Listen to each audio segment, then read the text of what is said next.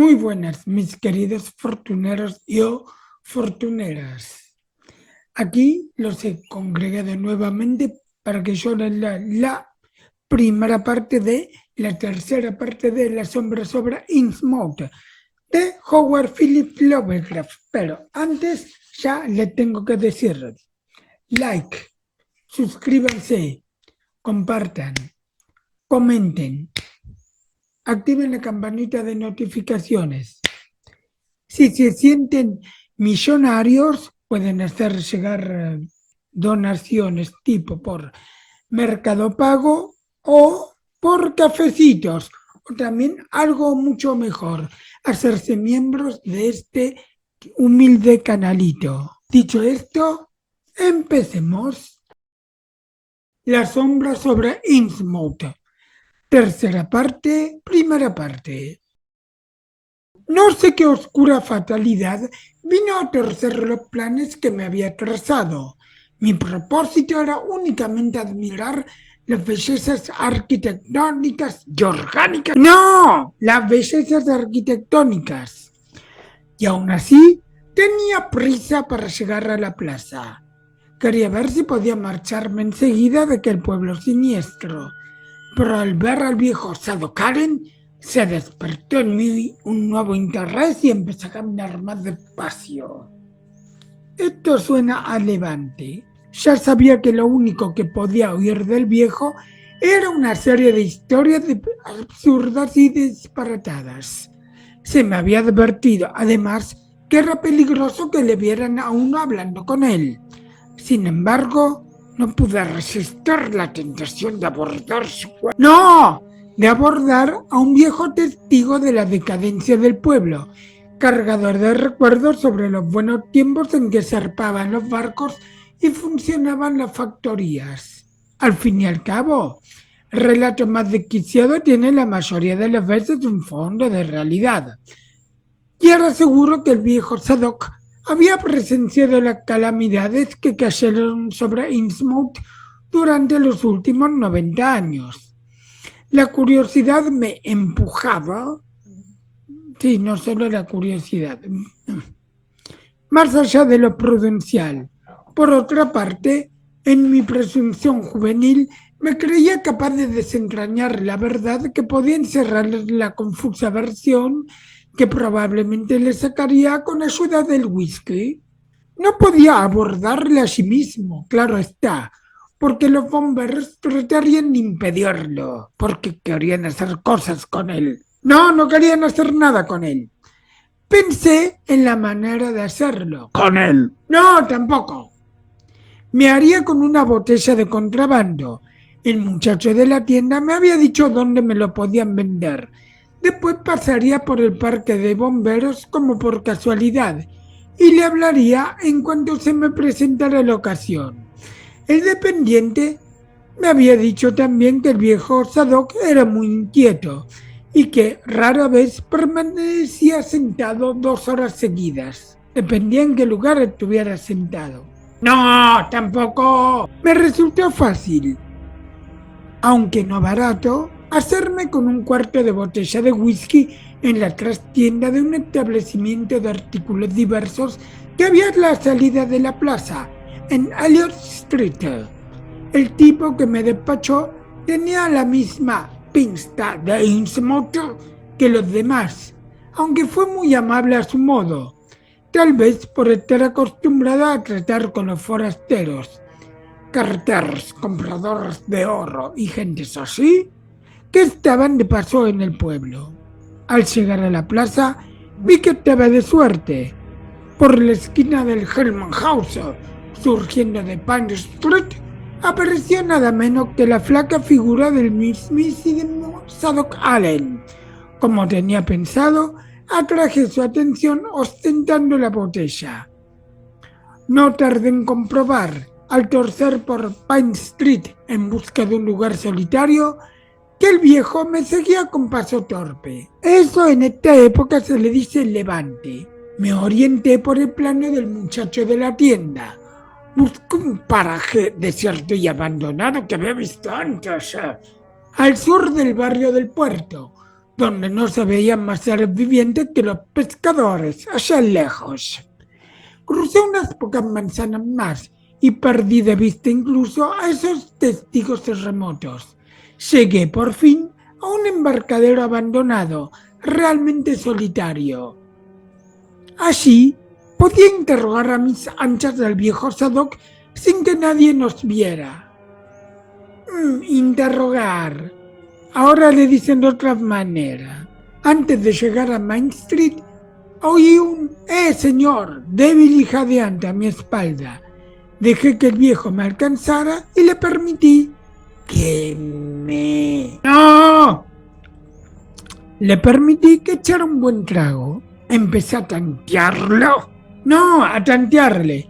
Mientras caminábamos en medio de aquella desolación, entre fachadas ruinosas y torcidas. ¡Criticón! Pronto me di cuenta de que el viejo no soltaba la lengua tan pronto como yo había supuesto. Finalmente llegamos a un solar invadido de hierba, rodeado de unas tapias desmoronadas, excepto por donde daba un muelle cubierto de algas. Las rocas musgosas junto al mar proporcionaban unos asientos aceptables y el lugar estaba al resguardo de miradas indiscretas, oculto por un malecón en ruinas que teníamos atrás. No era lo único que iban a tener atrás de cada un rato. ¡No! Pensé que este era el sitio ideal para mantener una larga conversación, así que conduje a mi compañero y tomamos asiento en las rocas. El ambiente era de abandono y de muerte. El olor a pescado resultaba insufrible, pero nada me haría desistir de mi propósito. Y sí, con la calentura uno hace cualquier cosa. No estaba caliente. Tenía unas 4 horas por delante. Si quería coger el autobús de las 8 para Arkham. Le pasé otro poco la botella al viejo y mientras me dispuse a tomar mi escasa comida. Procuré que el viejo no bebiera demasiado, porque no deseaba que su locuacidad se convirtiera en sopor. Al cabo de una hora empezó a dar muestras de ceder en su obstinada reserva, aunque para desilusión mía continuó soslayando mis preguntas sobre Innsmouth y su tenebroso pasado. Se limitaba a hablar de temas generales, poniendo de manifiesto un gran conocimiento de la actualidad periodística y una marcada tendencia a filosofar a la manera sentenciosa de los campesinos. Vamos, que yo no tengo... no filósofo de manera sentenciosa. Llevábamos ya casi 2 horas y yo empezaba a temerme que el cuarto de whisky no iba a ser suficiente. Me pregunté si no sería mejor ir un momento a comprar más, pero justo cuando me disponía a levantarme, la casualidad hizo lo que mis preguntas no habían logrado hasta el momento, y las divagaciones del anciano tomaron un derrotero que al instante despertó mi interés. No, despertó mi interés. Yo estaba de espaldas a esa mar cargada de olor de pescado, pero el viejo estaba de cara, y su mirada errante tropezó con la línea baja y distante del arrecife del diablo, que en aquella hora aparecía con claridad y casi fascinante, por encima de las olas. La visión pareció disgustarle, porque masculló una serie de confusas imprecaciones, que terminaron en un susurro confidencial y una mirada de soslayo. Se inclinó hacia mí. ¿Me cogió? No, me cogió de la solapa y empezó a hablar con voz muy baja. Ahí empezó todo, en ese maldito lugar. De ahí viene todo lo malo de las aguas profundas. Para mí que es la boca del infierno. No hay sonda, por larga que sea, que llegue hasta el fondo. El viejo Bed fue quien tuvo la culpa. Quiso llegar demasiado lejos y se metió en tratos con cierta gente de los mares del sur. Sí, claro, la culpa siempre de los extranjeros, ¿no? Todo andaba mal en aquellos tiempos. El comercio era un fracaso, las fábricas se arruinaban y los corsarios mataron a nuestros mejores hombres en la guerra de 1812. Otros naufragaron, como los del Bergantín, el Isi y el Lanchón Ranger, que eran de Hillman los dos. Obed Marsh tenía una flota de 3 barcos, el Bergantín Columbia, el Hattie y la corbeta Sumatra Queen. Fue el único que siguió con el tráfico de las Indias Orientales y el Pacífico. Aparte, la goleta Mallory Bride de Ertras Martin, que hizo una salida el año 28. Nunca ha habido otro como el viejo Veda. Nunca. ¡No! ¡Hijo de Satanás! Jejeje. Todavía me parece que lo veo soltando pestes y llamando idiotas a todos porque iban a la iglesia y aguantaban su miseria sin protestar. Decía que había dioses mejores, que las divinidades de las Indias proporcionaban pescado a cambio de los sacrificios, y que, eso sí, que escuchaban las plegarias de la gente. Matt Elliot, su mejor amigo, también hablaba bastante también, solo que incitaba a la gente a hacer herejías de paganos. Según decía, había una isla al este de Atayhato con una gran cantidad de ruinas de piedra, más vieja que lo más antiguo que nadie pudiera reconocer. Decía que era como la Ponape de las Carolinas, solo que con unos rostros esculpidos como los de la isla de Pascua. Allí cerca había también un islote volcánico, donde existían unas ruinas completamente estropeadas, como si hubieran estado mucho tiempo bajo el agua y representaban unos monstruos espantosos. Pues bien, señor, que lo veo muy entrable. No decía eso. Mate les decía a la gente que los nativos aquellos tenían todo el pescado que les cabía a bordo, y ajorcas valiosas, y brazaletes y coronas, todo fundido en no sé qué especie de oro, con motivos labrados imitando los cerros espantosos esculpidos en las ruinas del islote. Eran como ranas que parecían peces o peces que parecían ranas. Y estaban en todas las posturas totalmente como seres humanos. Sí, las posturas. 69, la del misionero. No esas posturas. Nadie sabía de dónde habían sacado aquellos tesoros ni cómo se les arreglaban para pescar tanto, cuando en las islas vecinas apenas se sacaba para malvivir. Con qué también se extrañó, lo mismo que el capitán Obedo. Este observó además que cada año desaparecía la flor de la juventud, la defloraban a la juventud. No la defloraban. Y que no se veían viejos. A la vez empezó a notar que algunos tipos tenían un aspecto demasiado raro, aún para ser caracos. O sea, no, claro, no tenían aspecto europeo, por eso el aspecto raro. Déjate de joder, Lobby. Por último, Obed descubrió la verdad. No sé cómo se las arregló, pero empezó comprándoles los objetos de oro que usaban. Le preguntó de dónde los sacaban y si había más.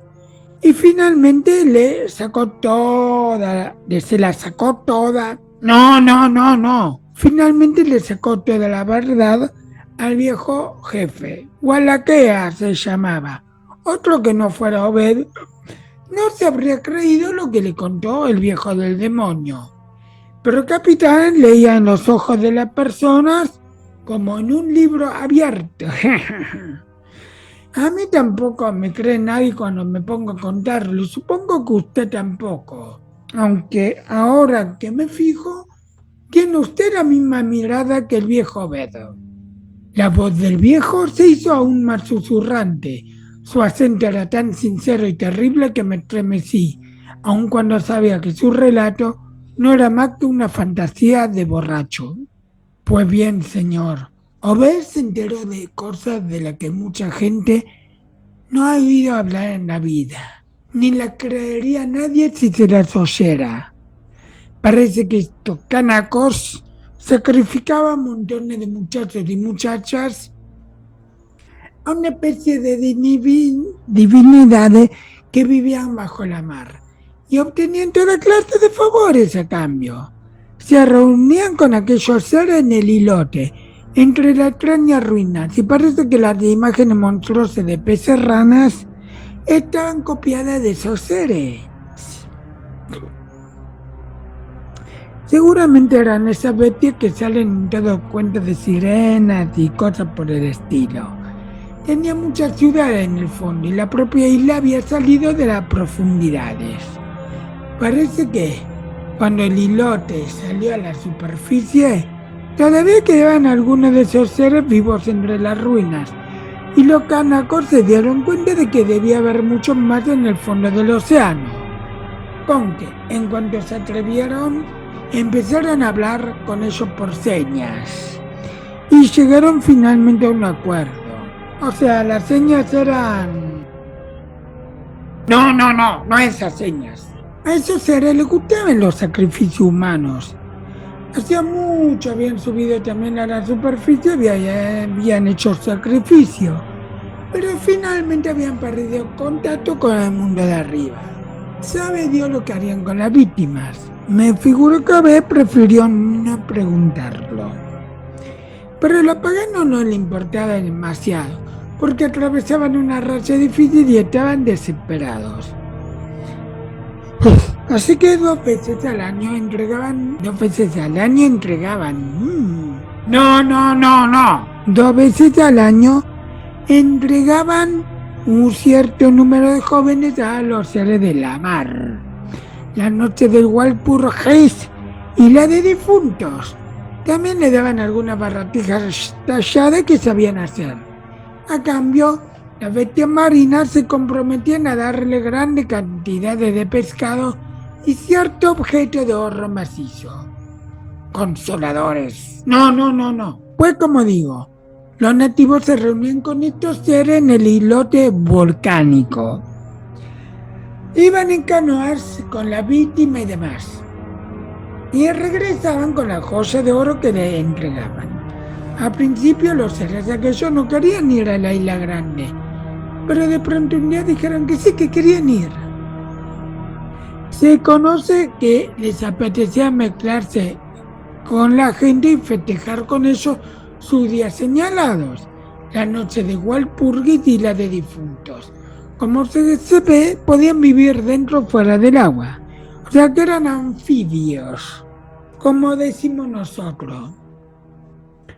Los canacos le advirtieron que los habitantes de las demás islas los matarían si se enteraran de que estaban ahí, pero ellos dijeron que no se preocuparan, que tenían poder suficiente para destruir a toda la raza humana, menos lo que tenían no sé qué señal o signo de lo que ellos llamaban primordiales. Pero como no querían líos, se ocultaban cuando alguien visitaba la isla. Cuando les llegó la época de celo a aquellos seres con pinta de sapo, los canacos pusieron reparos. Pero entonces se enteraron algo que les hizo cambiar de opinión. Entregaron por oro, o sea... No. Bueno, sí. A lo que parece, los seres humanos tenemos como cierto parentesco con estas bestias marinas, porque todas las formas de vida han salido del agua y solo necesitan un pequeño cambio para volver a ella otra vez.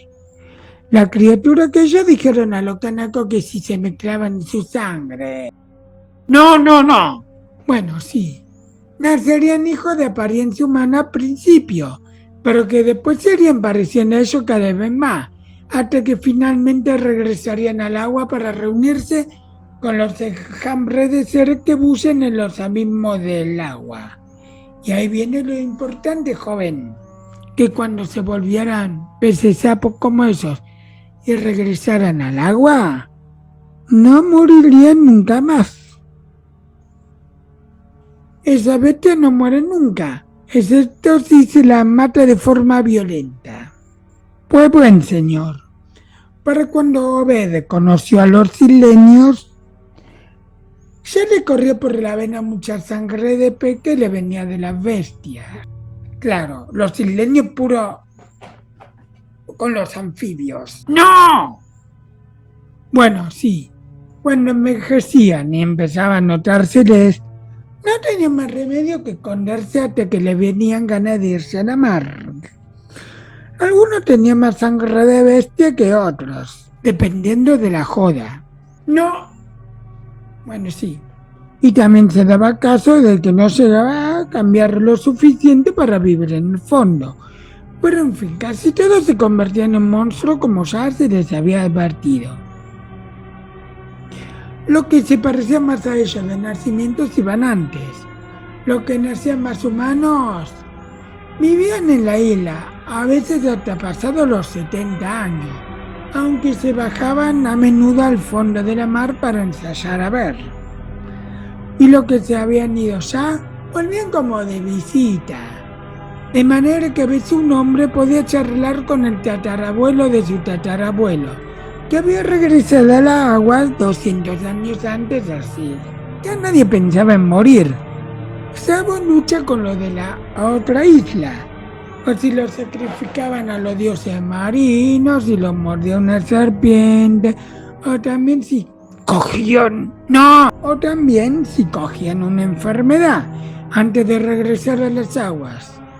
Sencillamente se pasaban la vida esperando que le viniese el cambio, que ya se habían acostumbrado a él y no le parecía tan horrible. Pensaban que la transformación valía la pena. Me figuro que Obed pensaría lo mismo cuando meditó lo que le había contado el viejo Wallachia. Sin embargo, Wallachia era uno de los pocos que no tenía mezcla de sangre en la vena. Eran de la familia real y solo se casaban con los de la familia real de otra isla. Wallachia le enseñó a ver una gran cantidad de ritos y conjuros relacionados con aquella bestia marina y le mostró a algunos hombres que ya estaban muy a medio convertir, pero jamás le permitió ver a ninguno completamente transformado. Por último, le dio un chisme bastante raro de plomo o algo parecido. Algo así de plomo. Así quedaba después. No, eso no. Y le dijo que atraía a los famosos peces rana en cualquier lugar de agua, siempre que hubiese un nido de ellos abajo. Lo único que tenía que hacer era echar aquel chisme al agua y recitar correctamente la plegaria y demás. Wallachia le dijo que los peces rana estaban diseminados por todo el mundo, de manera que se podía encontrar un nido y llamarlo con facilidad. A Más no le gustaba nada el asunto, le pidió a Obed que se mantuviese alejada de la isla. Pero el capitán estaba ansioso por ganar dinero. Y tan barato encontró aquellos objetos de oro que acabaron siendo su especialidad.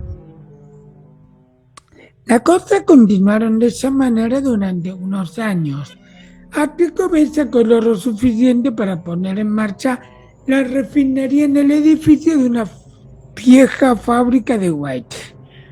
No vendía la joya tal como le venían a las manos porque la gente habría hecho demasiadas preguntas.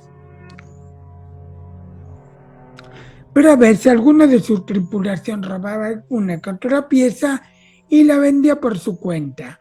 Obed permitía que las mujeres de su familia se adornaran con ellas, como hacen todas las mujeres del mundo.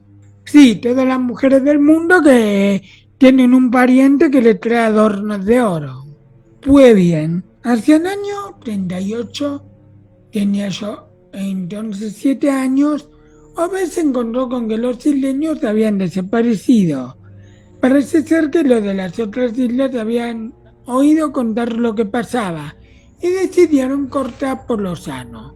Para mí que debían tener alguno de esos viejos símbolos mágicos que, como decían los monstruos marinos, era lo único que les asustaba.